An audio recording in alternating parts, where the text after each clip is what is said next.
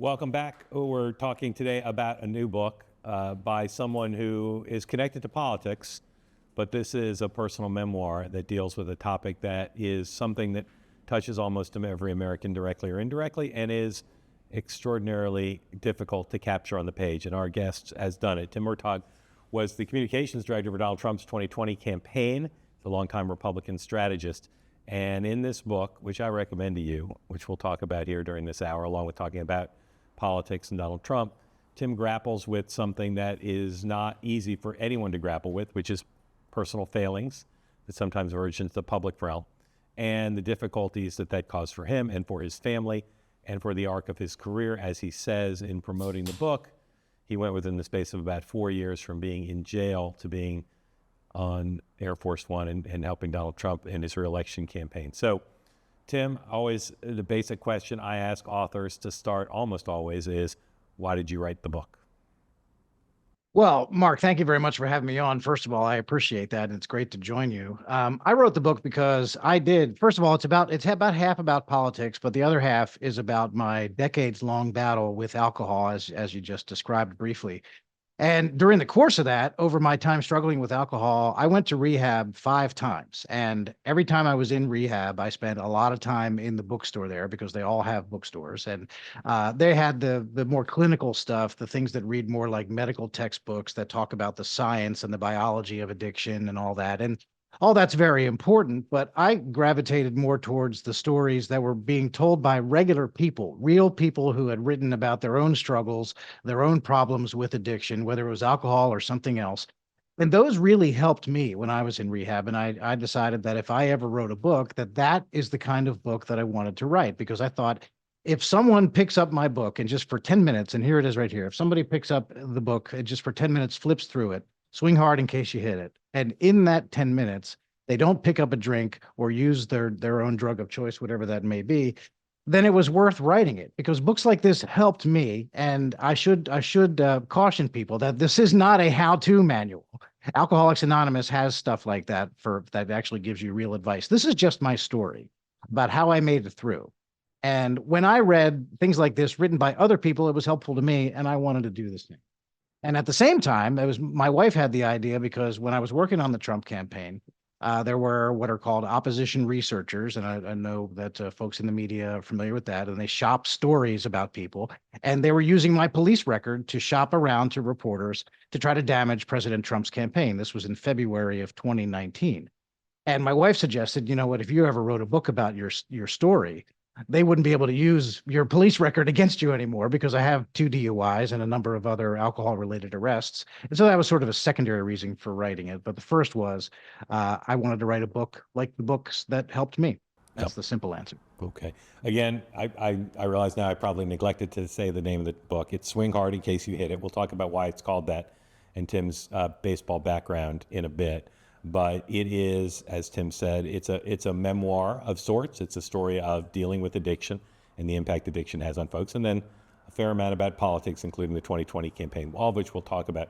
I want to start though talking about and drill down on this question of rehab. Right, a lot of people, you and I both know, go. Sometimes it works and sometimes it doesn't. What's your sense of? I know you said it's not. We're not talking about how to, but when does it work and when does it doesn't? Is it just luck? Or are there certain ways rehab can be structured that makes it more likely to succeed? Look, I think that rehab it was fantastic for me. It didn't, like I just said, it took me 5 times to go. And when I was in there, I met some people who had been to rehab a dozen times or more. And some people get it on the first try. My own father quit drinking when I was a freshman in college, and that was back in 1987. And he went to rehab, quit drinking, and never looked back. It only took him once. For other people, every story is different. Every time that I went, I learned things. I think you learn tools, you learn coping mechanisms, you learn all sorts of things. You learn certainly what not to do. But from my personal experience, when I was in rehab, I knew that I felt safe. For that 28-day period when you were inside, you knew that there was no opportunity for you to take a drink, or I knew there was no opportunity for me to take a drink. And so I knew I was safe. I also knew certain points during that, I knew that when I get out, I was going to drink again almost immediately. I knew that about myself. And I knew that I wasn't far enough along on my journey as it turned out to be to quit at those moments in time. And ultimately, and I don't know how long we're going to dig into this, but ultimately what really did it for me was being faced with the very real likelihood, almost, a probability or almost a certainty of personal and professional ruin that would have been completely, I would not have been able to recover from it. I was facing nearly 3 months in jail. I would have lost my job, my career, my new wife, just about everything if I didn't turn it around right then.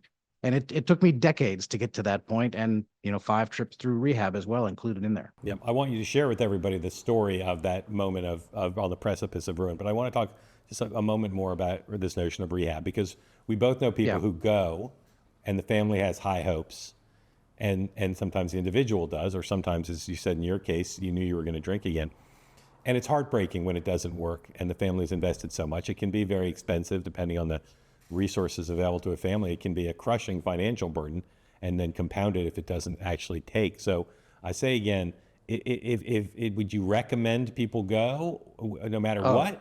Or is it from your point of view, if you're not ready, it may not be worth the money and getting up the false hopes? I definitely recommend that people go because it's a place you can go, and for the time being, you are completely safe. There's no chance that you're going to be able to use whatever your drug of choice is, and for many people, it's a last resort for families, and they want to know that their loved one is somewhere where they're not going to actually inflict harm on themselves and possibly kill themselves, overdose or drink too much or something along those lines. So I recommend rehab for a whole bunch of reasons. First is the safety of whoever the patient might be. The second is there's an awful lot of stuff that you can learn in there. Many people have never ever encountered anything in the way of a recovery network or a system like that, have never been to an Alcoholics Anonymous meeting when they set foot in rehab for the first time. So yeah, I absolutely recommend it. It doesn't have to be one of the very expensive ones. And a couple of the ones that I went to were actually quite nice, thanks to my family and good insurance and all that. And I have also been to others that are not exactly the top in the top tier. I went enough times that I had sort of a sampling of them. And you can learn something anywhere. You can learn, heck, I learned something in an AA meeting that I went to when I was in jail for 5 days for my first DUI. You can always learn something no matter where you are. But as far as rehab goes, I do highly recommend it. It wasn't exactly what worked. It wasn't what unlocked it for me. But if I had not gone to rehab, I can't say that it would have worked out the same for me or not. I picked up something while I was there, and I'm glad I went. I would do it again. Yeah. If somebody's addicted, they'll do everything they can to feed their addiction. And some addictions are hard to feed, it's just not available. What I have always been struck by for alcoholics is the wide availability of alcohol, and the fact that people will give gifts of alcohol. Someone comes to your table in every restaurant and offers you alcohol. It's That's right. extraordinary. You don't, if you're addicted to cocaine, nobody walks up to your table in a fancy restaurant and says, "Can I bring you some cocaine?" So talk about what you think. Do you think that's just the cost of being a free society, or are there things society should think about to make it less likely that an alcoholic will have to give in? Well, I think as an alcoholic, you do have to be prepared to deal with more of an onslaught against you and what it is that you're addicted to, because alcohol is very much a part of American society. And gosh, I mean, working in Washington D.C., it's practically the drinking capital of the world. It's pretty difficult to be a brand new non-drinker in Washington, D.C. And I used to joke when I was in rehab, they didn't let us watch the Super Bowl, for example. I was in rehab one time during the Super Bowl, and they wouldn't want us to watch that because there was a ton of beer commercials in the Super Bowl. And we thought, us alcoholics, we looked at the heroin addicts and we said, this isn't fair. If you don't watch the Super Bowl and they don't say this halftime report brought to you by heroin. No, but they do say brought to you by Miller Lite. And that was my addiction. And I guess the majority of folks there, but it's just something that you have to get used to. And people employ all kinds of different mechanisms, and like today, if I've never really had a problem with it, with people like overly encouraging me to drink. If I go to a cocktail party or some kind of reception on Capitol Hill or something, if somebody asks me more than once if I'd like a drink, usually what I say is, oh, you know what, you don't have enough alcohol here for me. Once I get started, you'll run out, so I don't want to do that to everybody else. That's Really what I say. Okay. So tell people the story. And again, it's very well told in the book about the moment in which you realized that you needed to change. So I was on probation for my second of two DUIs. And my first DUI, I served 5 days in jail. And my second DUI, which was in 2013, I served 10 days in jail and had 80 days of time suspended and I was on probation for 3 years. And if during the course of that 3 years I got in any trouble that was alcohol related, I would violate probation and I'd have to go and serve the remaining 80 days of the sentence. So as I did at the time, I went out one day while I was on probation for that DUI, and I went out and I got drunk, and I took the bus that day, so I was not driving, but I got arrested for either drunk in public or public intoxication, something, whatever the charge was called, and I ended up in the drunk tank. And I came to. I say that because more often than not, I just sort of came to after a big long drunk, and it's not the same as waking up. I came to in the Fairfax County Adult Detention Center in the drunk tank there. And I'm sorry to say that it was not a shock to me to wake up there because I had awakened in similar places before. So I knew I was coming to in jail. It took a minute or two for it to dawn on me how much trouble I was in this time, though. It was different because I was on probation. If I got convicted of that drunk in public, I was going to violate probation. I was going to go to jail for those 80 days, so effectively 3 months. I was working on Capitol Hill at the time for a congressman from Pennsylvania named Lou Barletta. I would have lost that job for sure. My overall career would likely have been over. I was brand newly married, and that would probably come to an end because my new wife was fed up with my act. My friends and family were tired of dealing with it. It would have been the end of the road for a lot of reasons, personally and professionally. I got some excellent advice from an attorney. I went and I had the ignition interlock device put back on my car voluntarily, which meant that I couldn't start it unless I blew into a little tube. I went to a slew of AA meetings and got little slips signed to attest that I had been there. I went and did about 100 hours of volunteer service, volunteer hours at an animal shelter. And I went to another outpatient rehab facility. We went to the prosecutor and we said, "Look, I mean business. You're not going to see me again." And I'm very thankful that they elected not to prosecute me on the public drunkenness charge, which is admittedly a minor offense, but I would have violated probation and gone to jail and lost everything. And that day I woke up in that jail cell in the drunk tank in Fairfax County. That was May 16th, 2015. And that is the day of my last drink. That's my sober date. I have never had another drink, coming up on 9 years. I have two little boys. They are ages 5 and 7. They have never seen their father take a drink. And I think a lot of this is in large part due to the support and guidance of my wife, who didn't sign on for this kind of thing. And I can't say that she helped me and supported me with a smile on her face every single moment of every single day. But without her, I would either be in jail right now or more likely I would be dead, because nobody does this on their own. And my wife and family certainly helped me out. Yeah. I want to ask you one other thing about this topic and then move on to the happier subject of baseball. Okay. What do you recommend regarding attempts to intervene by family and friends? In my experience, it's very difficult to do successfully. It depends on, honest to God, it depends on the individual subject, who's the target of the intervention. I went through one intervention with my family. They intervened on me and got me. That's when I went to rehab. I guess that was for the first time. And I went grudgingly because I knew they staged it for me in a hotel room.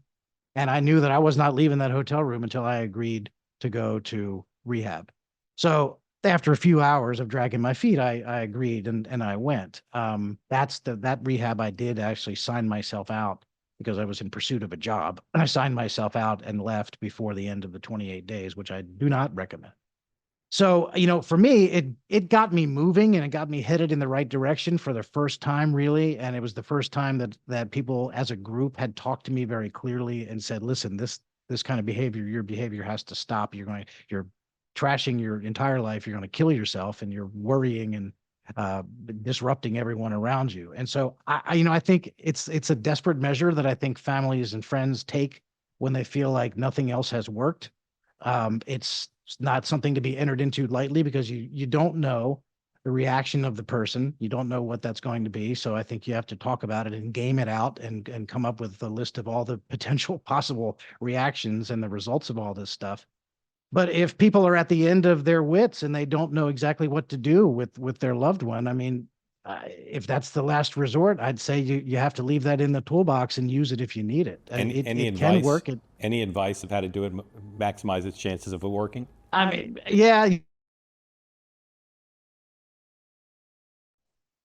they don't want to hear what they're doing wrong. They don't want to be told. You know, it's a very difficult situation. You just have to go into it very, very carefully and try to anticipate how your loved one is likely to react. Yeah, Tim, I think you accidentally turned your video off. So if you could, there you go, toggle your back. There you go.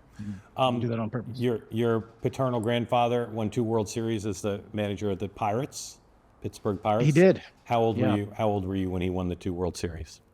Well, the first World Series in 1960, I was yet to be born. I would not be born until 1969, but he was the manager. There he is right there. That's me. I believe that's circa 1971. That his name was Danny Murtaugh. He was the manager of the Pittsburgh Pirates for all or part of 15 different seasons between 1957 and 1976. He had a bad heart, so he kept retiring. But then they would bring him back as an interim manager, and then he would last, stay for a few more years. He won the World Series in 1960 and then again in 1971. That picture there was from 71 when I was 2 years old. So I'm the oldest of 6 grandchildren. And I can remember, I have the clearest memories of my grandfather, I think, out of all the grandchildren. And I got to tell you, it was a great way to be a kid. When you're a little kid and grandpop is running a major league baseball team, it was pretty awesome. And I was pretty popular among my little peer group there for a while when grandpop was running the Pirates. We lived outside of Philadelphia and we would get to go see the Pirates when they were in town and go into the clubhouse and onto the field and everything. And boy, did my friends think that was cool. Yeah, I can imagine. So the book title, "Swing Hard in Case You Hit It," is from baseball, and you write about it was your father's advice to you, and it's a great piece of advice and a great title. Explain why you made it the title of the book. Yeah, so my father was also a baseball guy, and he made it all the way up to AAA as both a catcher and a manager in the Pirates organization. And you can see actually that the baseball talent got watered down by generation in my family. Grandpa played second base in the major leagues for 9 seasons, interrupted by World War II, and then was a manager and won the World Series twice, as we just talked about. My father was a star player in college at College of the Holy Cross in Worcester, Massachusetts, was a catcher, signed with the Pirates, made it all the way up to AAA, and as a manager as well. I played varsity baseball in high school, wasn't quite good enough to play Division I baseball. So my kids, if the trend continues, I'm sorry to say they won't have any chance. But so as it was when I was younger, when I would leave the house to go to baseball practice, my dad, thinking he was, being funny, would yell at me as I hit the door. He would say, "Hey, swing hard in case you hit it," right? Trying to be funny. But that phrase stuck with me for my whole life. And to me, it means that if you're trying to do anything, if you're engaged in some kind of project, you might as well put a pretty good effort into it, because if you succeed, your success will be greater if you made a greater effort. So I think it's a good philosophy to apply to lots of things that you do in life. Swing hard in case you hit it. You never know. So as you said, and as you framed the book, you in the space of about 4 years went from the moment you described for us, where you were able to stop drinking and refocus your life to save your family and your profession, to flying on Air Force Two as a communications director for the President of the United States. What was the biggest break you got in those 4 years that led you to that position? Well, let's see. I mean, the first break, it starts before that 4 year period. And I did go from wake that day. I woke up in jail in Fairfax, May 16th, 2015. Less than 4 years later, I was flying on Air Force One, and I never would have believed it was true. It would be true, that day. If you told me that day when I was waking up in that jail cell, there's no way I would believe that. But it started before that. I think one of the biggest breaks I ever encountered was working for the guy that I mentioned before, Lou Barletta, the member of Congress from Pennsylvania. I was drunk more often than I was not in the office while I was working for Congressman Barletta. He should have fired me many times, and he just didn't. And he wouldn't give up on me. He knew that I had a problem, and he encouraged me more than once to go to rehab and get it taken care of and see to myself. And I'll tell you, if he had not stuck by me, if Lou Barletta had not stuck by me, my professional life would have turned out far differently. As it was, he was one of the early endorsers of Donald Trump. And so like the last 20 months or so that I worked for Lou Barletta, I was finally sober. And he was an early endorser of Donald Trump. And when Trump won, I was sitting at home. It was the day before Inauguration Day, and the news broke that Sonny Perdue was going to be the Secretary of Agriculture under Trump. Now, I didn't know Governor Perdue is the two-term governor of Georgia and never worked for him, but I knew a bunch of people who had. So I sent a text to a guy named Nick Ayers, who would later go on to be chief of staff for the vice president, Mike Pence, and would be offered the job of White House chief of staff, but turned it down, I believe. And Nick actually had fired me. It was one of the jobs that I lost because of drinking when he had been the executive director of the Republican Governors Association.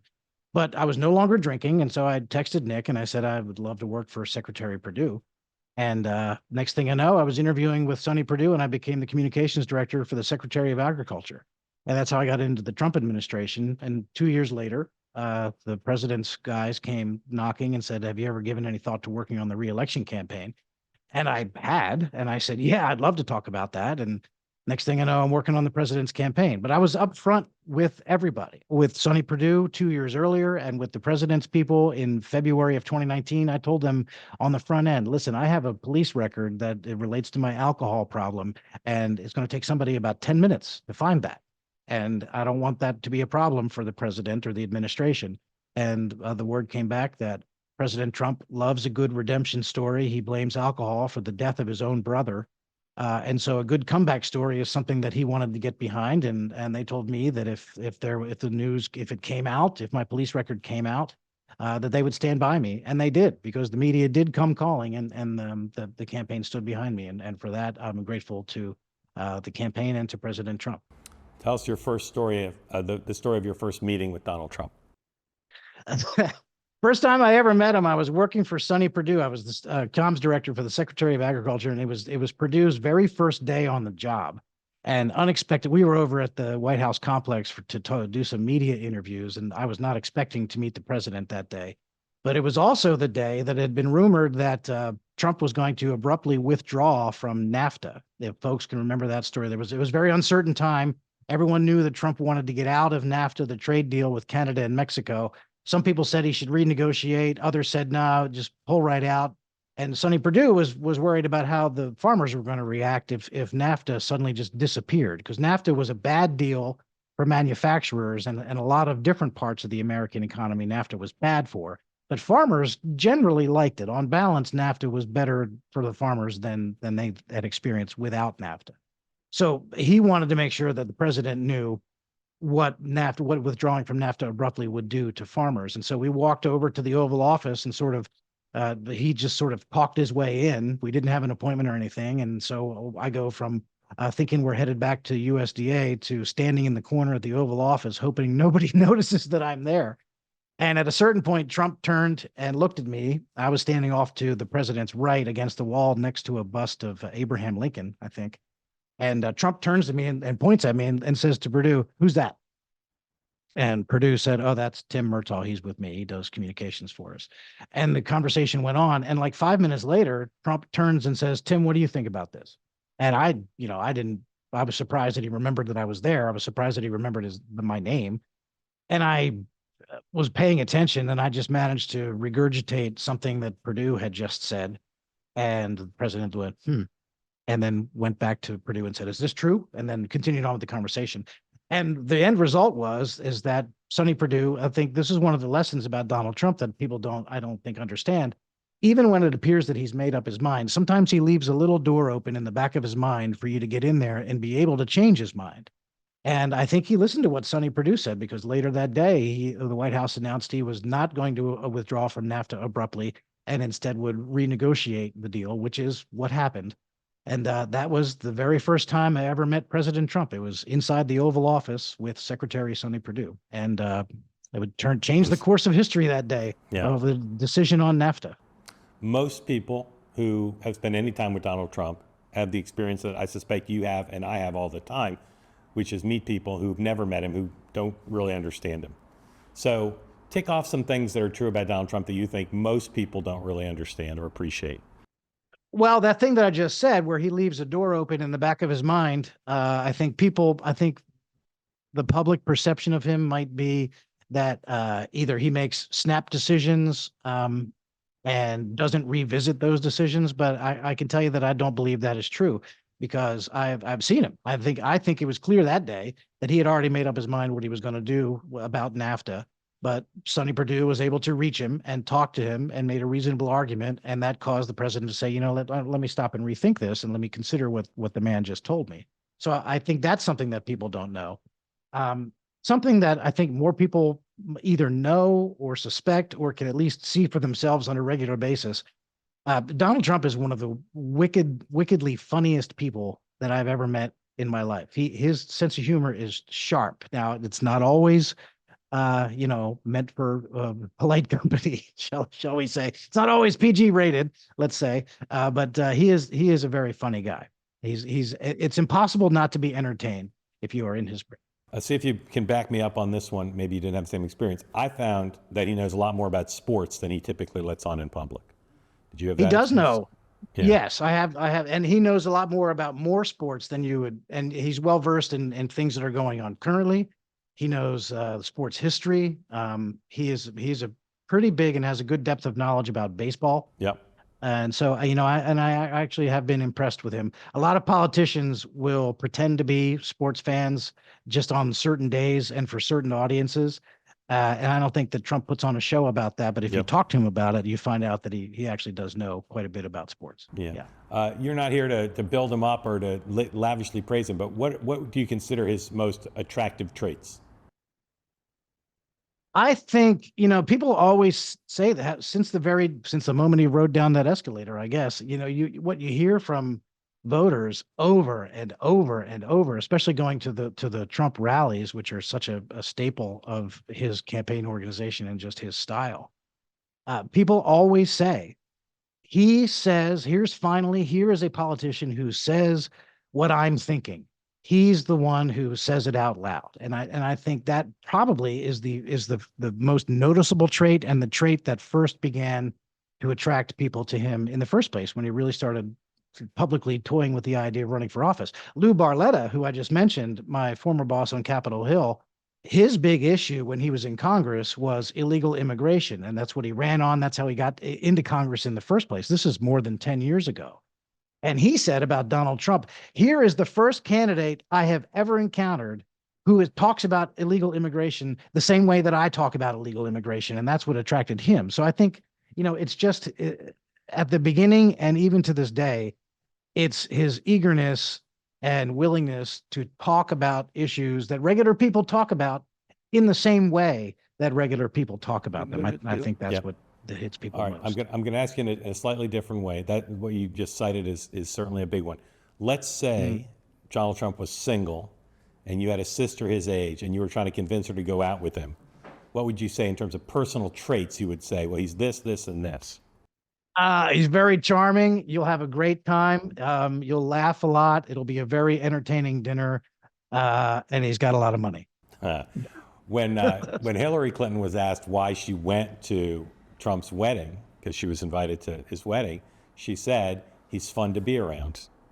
And I think that's something that not everybody realizes. He's a great host. He's entertaining, and as Hillary Clinton said, fun to be around. Right. And there's an old thing where people talk about how, some people take Donald Trump literally, but not seriously. Yeah. Other people take him seriously, but not literally. And I Yeah. don't know what the correct mixture is, but Yeah. I think people on the left don't allow themselves to see the funny parts of the stuff that he says and he talks about a lot of times. I think it's okay to admit that your political opponents are entertaining sometimes. It really is. It really is okay. If you could turn the clock back to 2019 and make adjustments in how the reelect was run to win, what would you change? Well, listen, that campaign was, I think, and I was there on the inside from very early on. I was one of the very first employees, and when I started at the campaign office, you could walk through the office, and the lights in the place were motion sensitive, and there was no one working there yet. You could walk through, and the lights would turn on with you as you walked through the empty office. That's how early on it was. February of 2019 for an election that wasn't until November of 2020. I feel like that campaign was actually run really well, and I think that we were on track to win it because the economy was great. I think we had gotten the opponent that we really did think that we could beat in Joe Biden. And I don't know how anyone could have possibly anticipated an unprecedented global pandemic like we encountered. And I think it gave the news media and political opponents the perfect weapon to beat Trump over the head with over and over and over again. And I think that if people look back, I think even partisan Democrats have to admit that to blame one single American for every death that was attributed to a virus that came from China was a little overboard. And I think the Democrats and the media sensed an opportunity to pin the blame on Donald Trump for this global pandemic because nothing else they had tried to beat him had worked. And it was the global pandemic that they finally latched Couldn't that onto. have been handled in a way that would have made it more likely I he would don't, have I won? mean, how can you anticipate it? Like if you're talking about in 2019 and the way a political campaign is run, and how in the world can you anticipate a debilitating worldwide Well, no, but pandemic after the that pandemic against started, people? is there anything you'd have changed to make it more likely he would have won despite the pandemic? Look, I mean, I'm we not asking you to second guess so much as just think about. from the comms side, Yeah. I really feel like it was a perfect storm. There was a lot of stuff that happened in 2020 with the pandemic, and then of course with Hunter's laptop and the way that the media circled the wagons and refused to report on Hunter's laptop. All kinds of things. The way that you weren't even allowed to talk about the fact that maybe the virus escaped from a lab in Wuhan, China, and did not occur naturally. We were told by the media you weren't even allowed to talk about that. So there were so many different constraints. One of the debates got canceled. There was all sorts of things that fouled up the way the 2020 campaign came in for a landing that no other campaign had ever been through ever in the history of the world. So, going back and trying to say, well, what could you have done differently? I mean, I don't think anybody had a similar set of circumstances that we faced in political history, I've got to say. Okay. If you've got a question or you want to make a comment to connect with Tim, please raise your electronic hand. We'll get to you shortly, but put them up and I'll get to you in just a moment. How do you handicap this race? Trump favorite, underdog? How would you handicap it? Well, I think at this moment he's a favorite for sure. I think if the election were today, he would win and he would re-enter the White House. I just saw a map that was put together based on recent polling from Morning Consult that showed that what is it? I think he was at 297. Trump was at 297 electoral votes with 270 needed to win. So according to Morning Consult, right now Trump is ahead in enough states that would win him the electoral college. Now we're almost 7 months from election day, and I know full well, like the things I was just talking to you about, anything can happen over the course of the next 7 months, and we don't know which way the twists and turns are going to go. If it's anything like 2020, absent a pandemic, I hope, then what's going to happen between now and then is unpredictable. But the reason why I think that it right now it lines up to favor Trump is because everyone in America has already lived through both presidencies. Everyone who is going to vote this coming November can compare the two presidencies, the Trump presidency and the Biden presidency, side by side and decide for themselves who was the better president. In my view, it's not even close. Donald Trump had a more successful presidency than Joe Biden has had. If the case is comparing those two, if that's what voters are going to decide on, I think Donald Trump wins all day long. Now, it's a long campaign and a lot can happen, but that's the built-in advantage I see. I don't think it takes very much to convince people that the country was better off when Trump was president versus how the country is now with Joe Biden as president. Okay. Let's go to the questions from the two-way community. We'll start with Roger. If you were, if Joe Biden were to call you tomorrow and offer you $10 million to come work for him, what advice would you give him to beat Donald Trump in November? And I'm particularly interested, Biden is now 20 points underwater on the economy, and I don't believe he can win an election being 20 points down on the economy. What advice would you give Biden on the economy and overall to beat Trump in November? Roger, great question. Well, Tim, this answer better be worth 10 million. For one thing, if I were Joe Biden, I would stop trying to tell people that what they're experiencing in their lives is not happening. Because Biden and all of his pals in the White House and some of his friends who have positions in the media, people like Paul Krugman, the economist, and John Harwood, who was once formerly a member of the news media, but now is sort of just a commentator. They're all trying to say, look, oh, the economy is wonderful. Everything is wonderful. People just don't get it. And the White House has kind of picked up that message too. Like, no, everything's cool, man. How come you guys don't see it? Well, what you're effectively doing, you're telling Americans two things. One, you're telling them that you think that they're stupid, because if they think the economy is bad, you're telling them that they're wrong. And two, if they think the economy is bad, it's probably because of what they're experiencing in their own lives, in their own family budgets, with their own job, with their own income. They're experiencing something that leads them to believe that the economy is not very strong. If you continuously try to tell them that the economy is strong when they are living a different reality, they're going to stop trusting you almost immediately. So economically, I mean, I think you're right. I don't know how Biden can win an election when everyone thinks that they are economically worse off than they were before he became president. Now, as far as what advice I would give him, for one, I would find it, and I think Democrats would probably say the same thing about working for a Republican. I would find it very difficult to work for a Democrat, particularly one who is as susceptible to suggestion by the left as Joe Biden is. But if I were to offer him advice, I would say that the way to appeal to middle America again is to stop listening to and stop taking orders from the radical left. We see what's happening right now with these campus protests that are going on. Joe Biden doesn't know what the obvious right thing to do with regard to this is to stand by Israel and talk about how Israel has a right to defend itself. And these horrific attacks of October 7th of last year are the worst attacks on Jews anywhere in the world since the Holocaust. That's the right thing. But Joe Biden can't say that because he can't afford to further alienate and further anger the radical left. Because if he does that, if he sides with Israel like an American president should, if he sides with Israel, the radical left extremists will get mad at him and he will lose Michigan.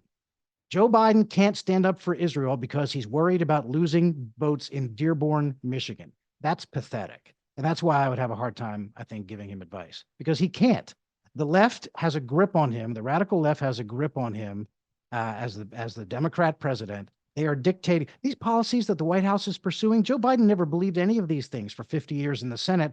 Now all of a sudden he swears by them. I mean, it's hard to believe. It's because the left has a grip on him. I would tell him, stop listening to those folks because they're going to cause you to lose. But he can't because it's the base of his party. So he would have wasted his $10 million on me. Roger, I think that was worth no more than $3 million, but I'm thinking, $3 million. What do you think, Roger? Okay. I think,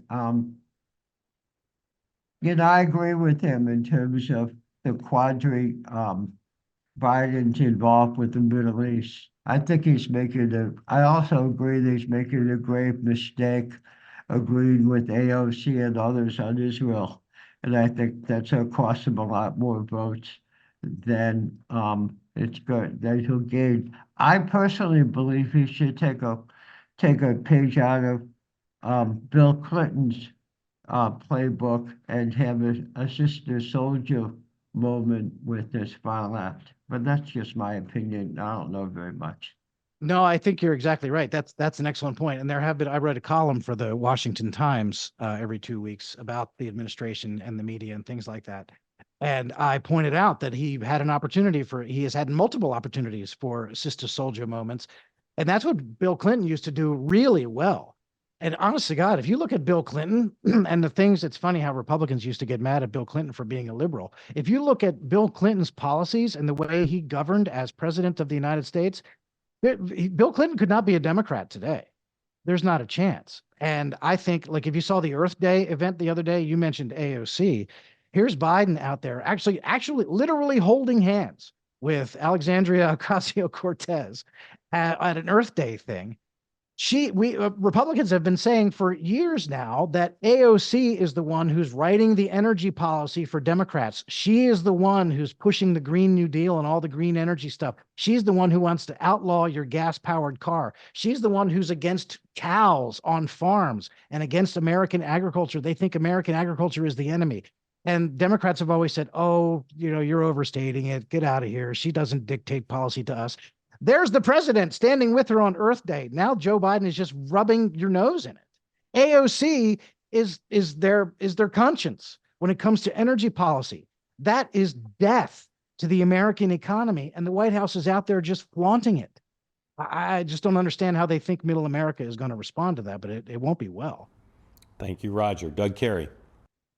Hi, thank you so much, Mark. Tim, very impressive personal story. I could ask you as many questions as Mark did, if not more, because therefore, but the grace of God, what I. But the question I did want to ask you was about COVID.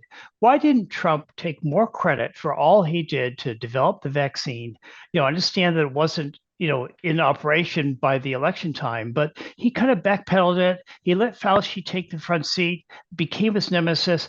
I think in the end, that cost him the election. If he had taken a stronger stance on it and said, look what I've done to actually solve the problem, not wear a mask, but develop a vaccine. Why didn't Trump do that?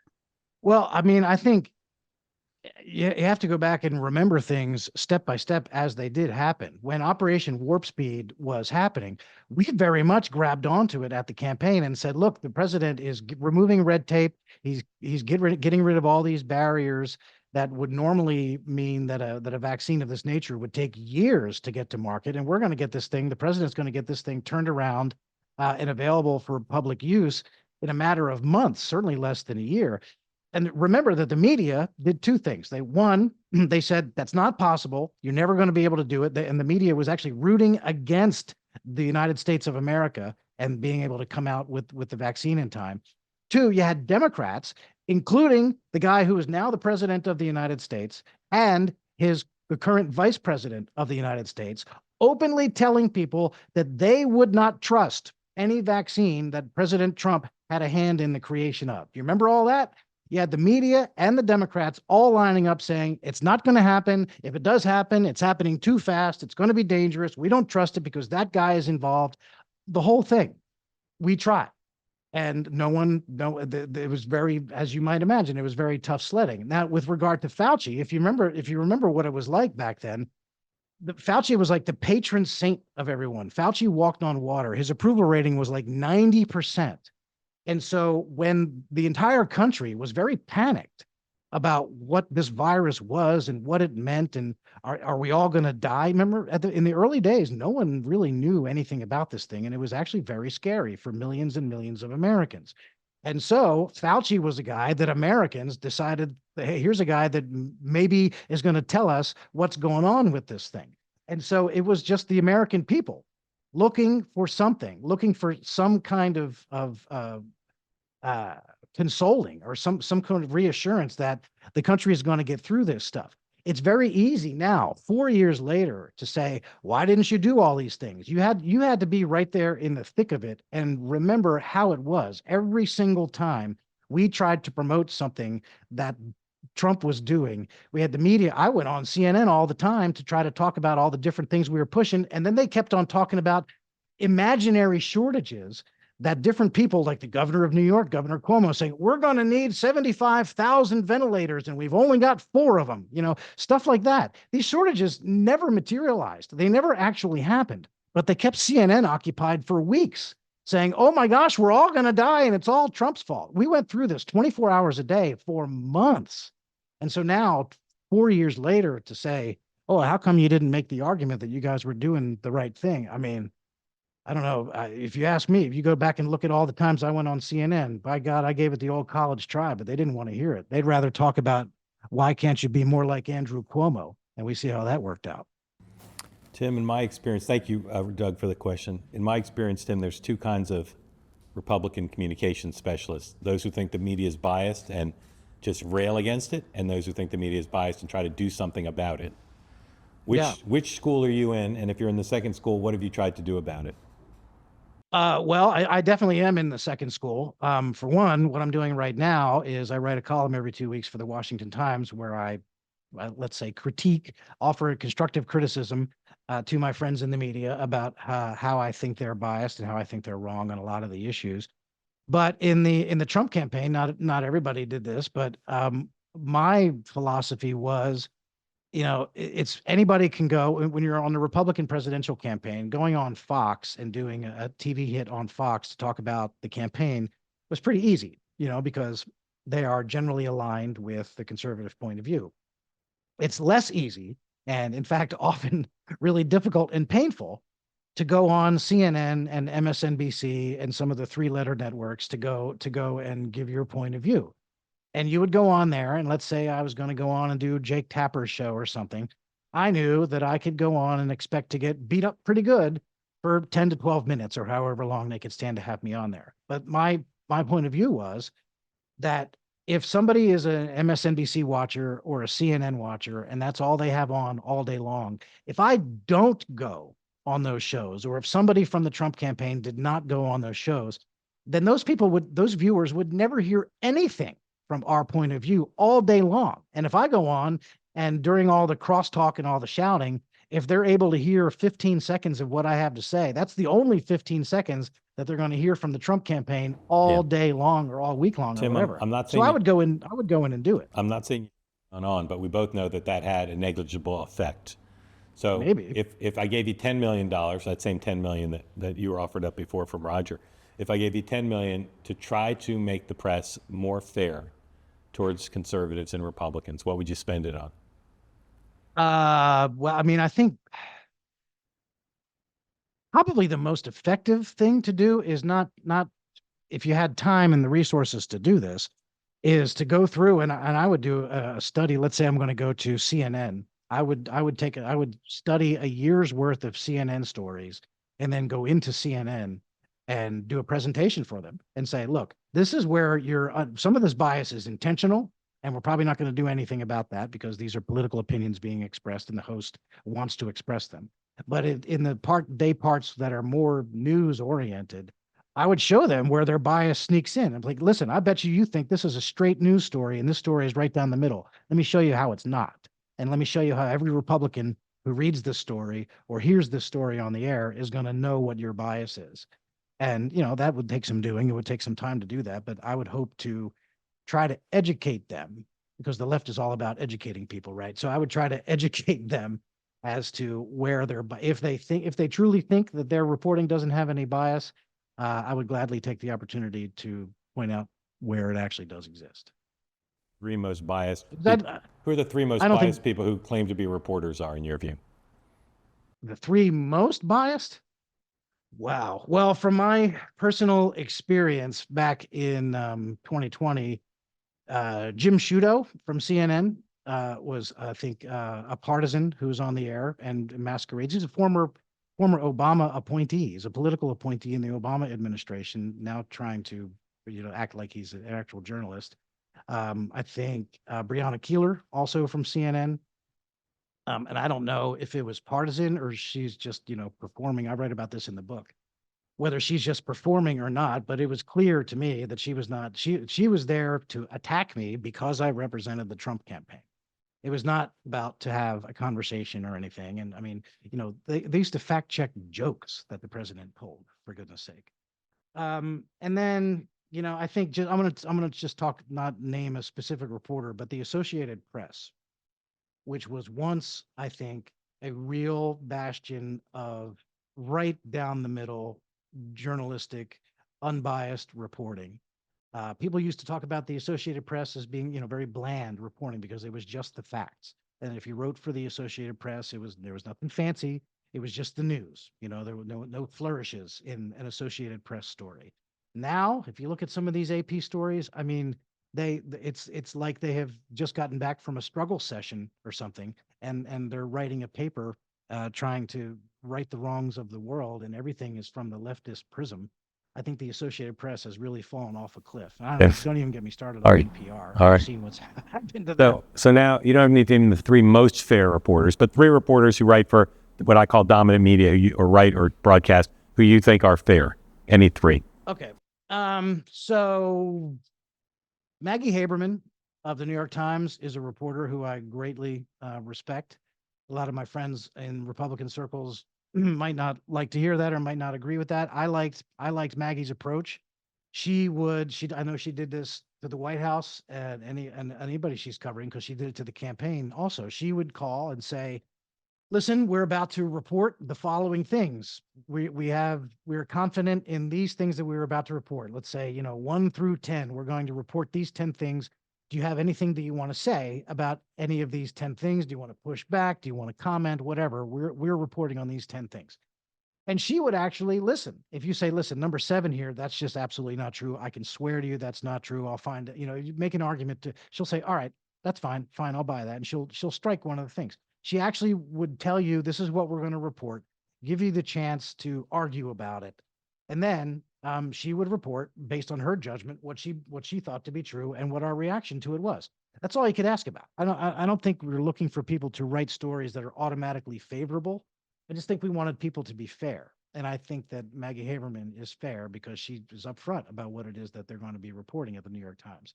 Another one who, I had it was pretty, people wrote stories about it after the fact. It was fairly high publicized. I went on Chris Cuomo's show when he was still on CNN back in 2020. It was during the pandemic.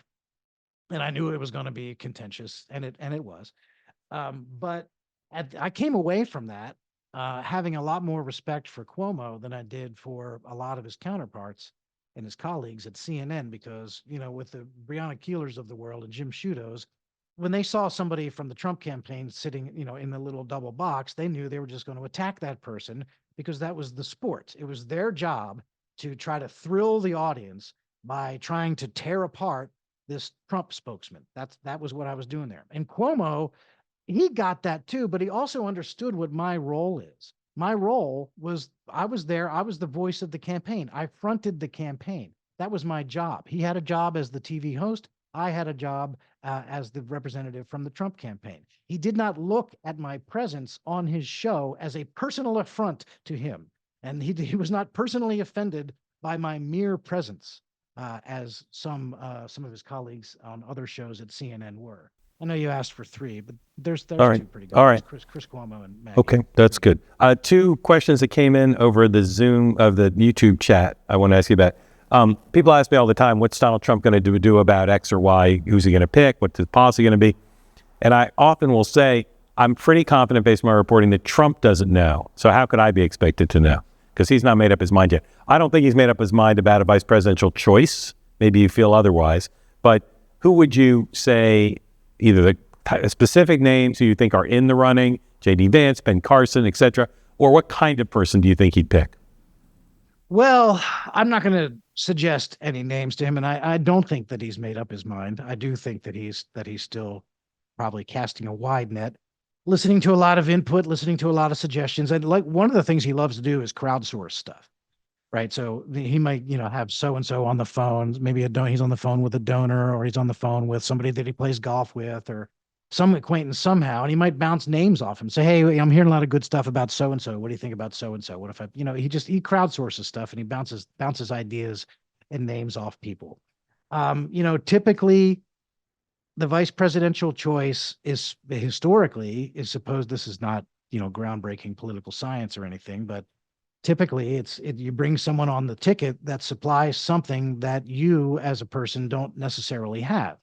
The first go around, Mike Pence was, he's a former member of Congress, former governor, the evangelical from the Christian conservative wing of the party. It was a lot of stuff that Trump did not really bring to the table politically. So you could see the choice of Mike Pence in that. Once the guy has already been president of the United States for 4 years, and I dare say is probably, even including the current president of the United States, Donald Trump is probably the most famous person on earth, I would guess. And if it's not Donald Trump, he's very close to being the most famous. Whoever. No, the most famous person on earth is the most famous Chinese athlete. You think so? Well, they don't you think got all a billion those Chinese people there. I know, but don't they also know who Donald Trump is? I don't know. I'll do a focus group in China. Go ahead. So I don't know. I don't know if his choice of vice president is going to make a noticeable difference in the outcome of the election or not.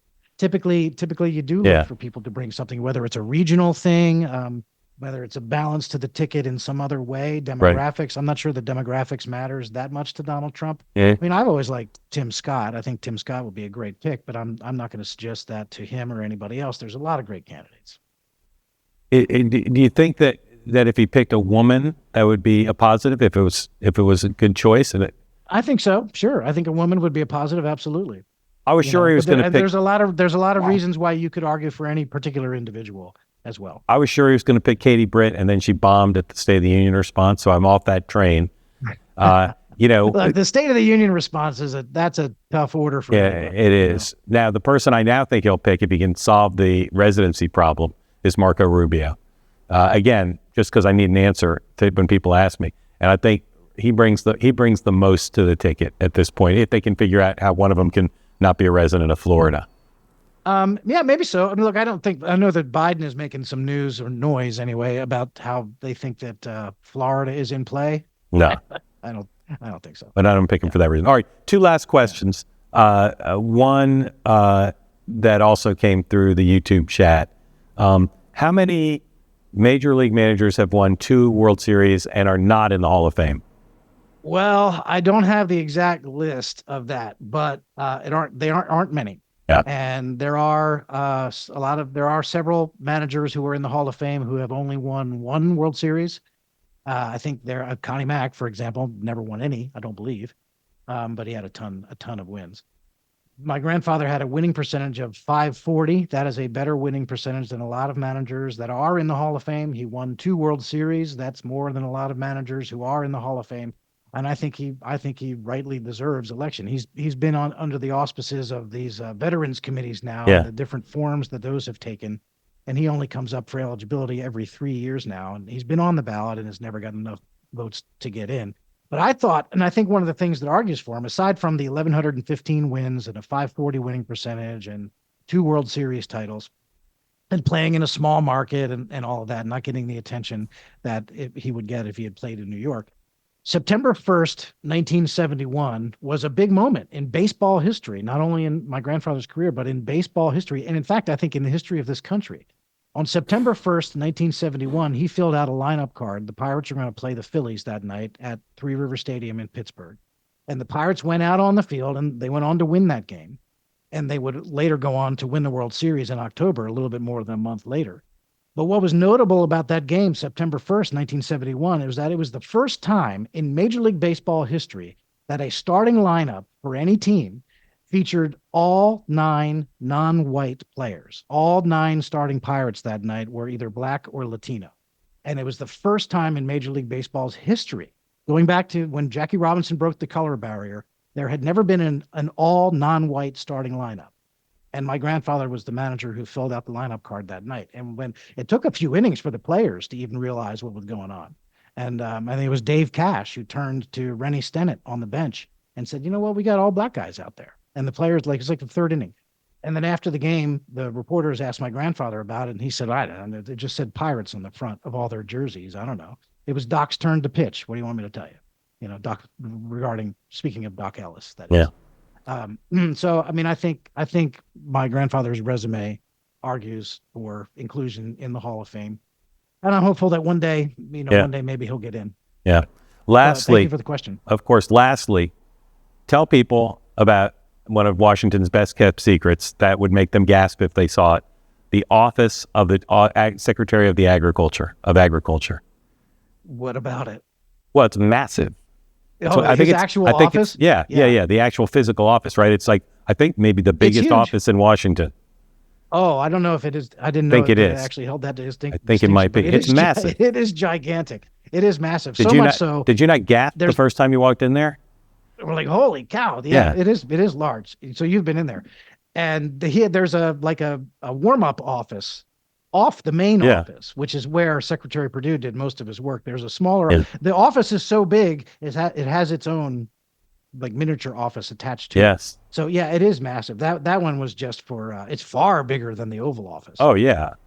way bigger than the Oval Office. And the Oval Office, for me, sounds so cliche, but it's true. When you walk in there, you think, oh, it's not as big as you thought it was going to be. No, But the Secretary of Agriculture's office is enormous. That I is don't a know. beautiful People can building. Google. There might be a Pentagon office that's bigger, but when I was brought in there, I was told it was the biggest office in Washington, and I was just Well, I wouldn't stunned doubt it. I how wouldn't big doubt it is. It's All a right. beautiful spot. It's right there at the base of the Yeah, no. National Mall, right by the It's- Washington it's a Monument. great My get. office had a view of the Washington Monument out the window. I thought I had really made it. All right, Tim Murtaugh, your book is called Swing Hard in Case You Hit It, My Escape from Addiction and a Shot at Redemption, the Trump Campaign. There you see it. It is available wherever your finer books are sold.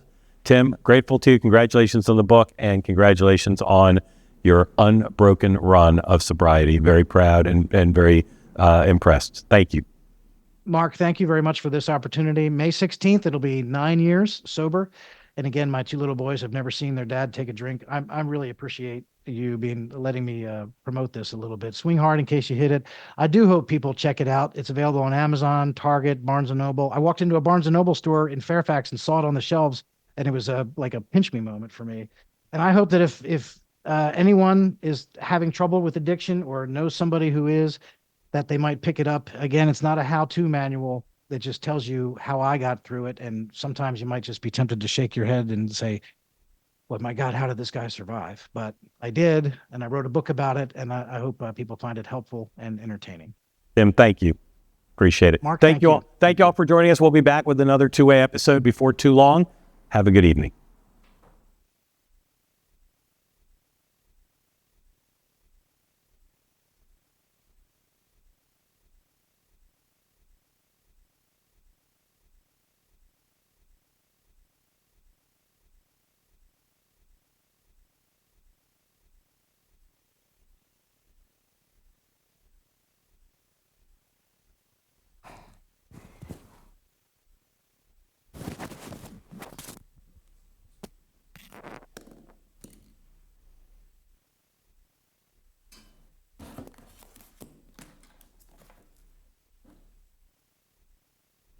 Well, thank you all. Pleasure business with you.